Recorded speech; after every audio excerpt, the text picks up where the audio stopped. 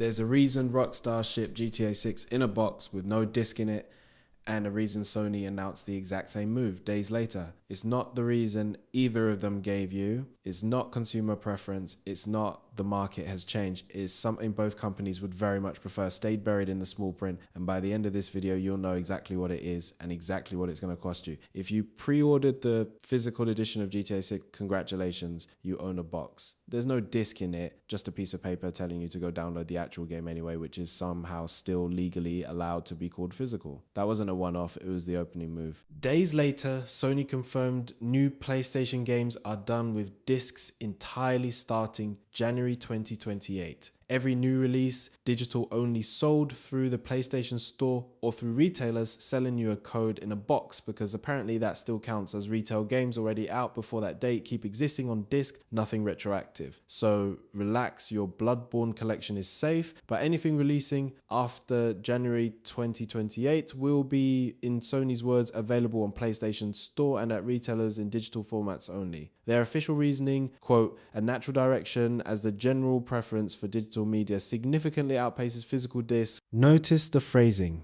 Not we're removing an option. We're aligning with what you already want. Truly moving that Sony consulted the public on this and didn't just check a spreadsheet. Here's the thing about corporate announcements. You never read them in isolation. You read them in sequence like a crime scene. This one didn't land alone. It landed days after that GTA 6 situation, and Rockstar and Take-Two calling an empty box a physical edition is the same energy as an airline calling a middle seat premium economy. Same week, Sony quietly announced it's shutting down the PlayStation Store for the PS3 and PS Vita, meaning if you still own either console, you'll soon be locked out of buying anything new for it forever. Enjoy your museum piece. And a few weeks before that, barely covered anywhere, Sony pulled hundreds of purchased movies and TV shows off people's digital libraries because a licensing deal with Studio Canal expired content people paid actual money for. Gone. Not returned, not refunded, in most cases just gone because the license underneath the buy button quietly ran out and nobody thought that was worth mentioning at checkout. Three separate stories, same underlying sentence. You don't own what you think you own. You're renting it from a company that's decided not to tell you that's the deal. Quick gut check, if you bought a DVD in 2009, you still have it. If you bought a digital movie in 2019, go ask a Studio Canal customer how that's holding up. Here's what a disc actually is. Mechanically, it's a physical object you own outright that you can sell, lend, trade in, or walk into a shop and get cash for. That's the whole feature, wildly advanced technology, and it's the one being quietly retired. The used game market exists because of that object.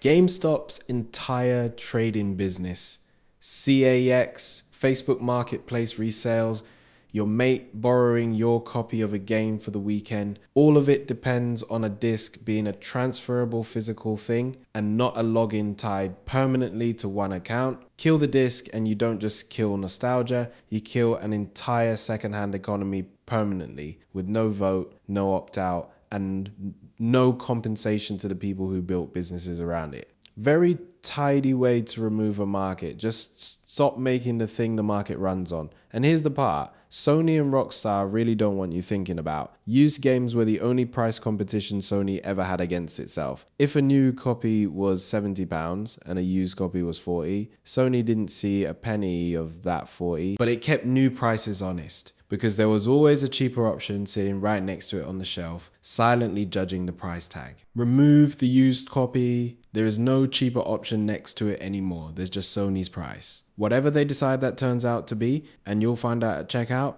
like everyone else, and here's the number they left out entirely. Sony raised the price of the disc edition PS5 from $549 to $649 back in April, $100 in one move on hardware that still had a disc drive and still had competition sitting next to it. Now imagine that hardware has no disc drive, no secondhand market undercutting it, and no digital competitor selling the exact same product cheaper. That's not a hypothetical, that's the actual stated direction of the next console. Let's talk about how digital pricing works once physical is gone completely, because this is the part gaming coverage tends to skip past. Like, it's boring right now. If a digital price feels wrong, you have an alternative. Buy physical, buy used, buy from a retailer running their own sale. Multiple sellers, multiple prices, actual competition keeping everyone honest. Remove physical entirely and there's effectively one seller left for new content. The PlayStation Store worth noting. Sony is already the only console platform that doesn't let you buy digital codes from third-party retailers. Every digital purchase runs through their storefront at their price. No negotiation, no alternative till. That's not some grand conspiracy theory. It's just what a monopoly on distribution does to a market. Mechanically, every single time in every industry that's ever tried it, fewer sellers means the remaining seller sets the number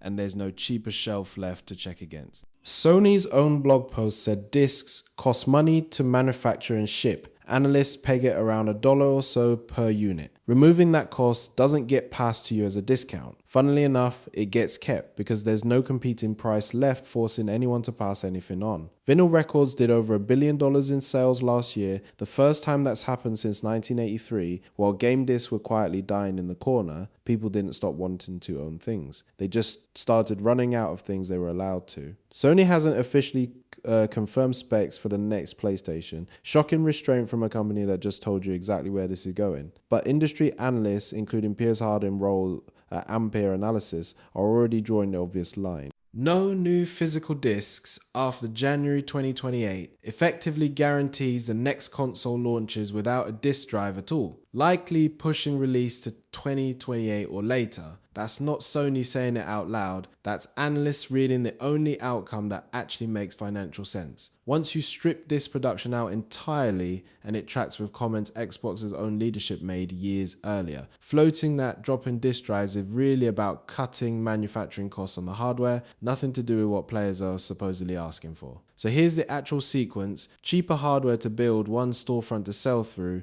no second-hand market undercutting new prices, and a customer base with nowhere else to go. That's not two companies reading consumer preference. That's two companies quietly removing every condition that ever kept prices honest and hoping you'd file it under progress. So, what Sony and Rockstar don't want you to know, it was never one secret.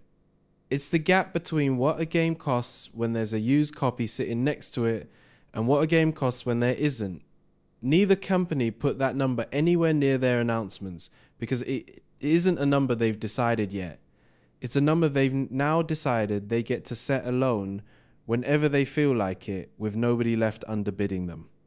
Aligning with consumer preference was never the real headline. The real headline is that the only thing that ever kept these prices honest is being deleted in January 2028, and nobody's holding a vote on it. You don't need a subscription to notice that. You just needed someone to actually read the announcement instead of the press release about the announcement.